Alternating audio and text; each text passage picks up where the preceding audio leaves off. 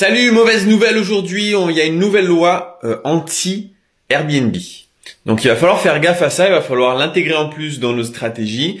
Je vais t'en parler, mais déjà tu vois que c'est encore une des raisons pourquoi il faut vraiment se former.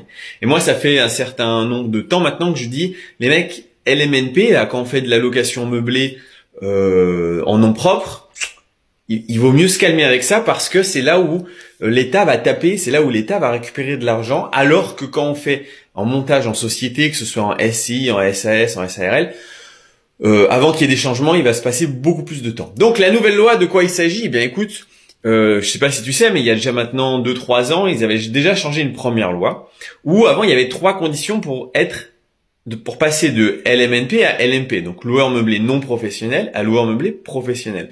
La première condition, c'était qu'il fallait pas gagner plus de 23 000 euros il fallait que les 3 conditions soient réunies. Donc, il fallait gagner plus que 23 000 euros avec ses revenus locatifs. Il fallait s'enregistrer au registre du commerce, à la chambre des commerces, et il fallait gagner plus que 50% de tout son revenu à travers l'immobilier.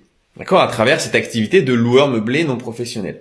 Bon, ils ont changé, ils se sont dit, tiens, on va pas demander aux gens de s'inscrire. Dès qu'ils gagnent plus que 23 000 euros et que ces 23 000 euros ou plus dépassent les 50% de tous leurs revenus, eh bien, on va les passer directement en LMP.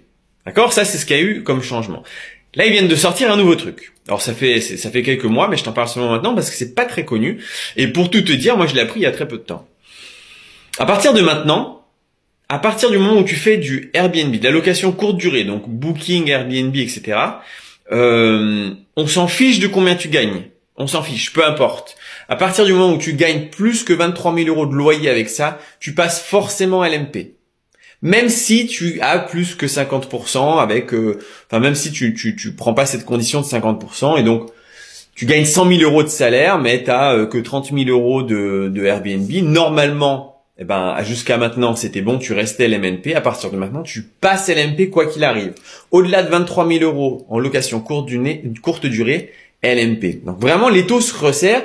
Et moi, j'ai un pote, là, c'est lui arrivé, c'est catastrophique pour lui. Il passe LMP, c'était pas prévu, donc il va devoir payer à bloc d'impôts. Donc vraiment, attention à ça, renseigne-toi pour toi s'il y a pas un petit piège pour toi qui arrive.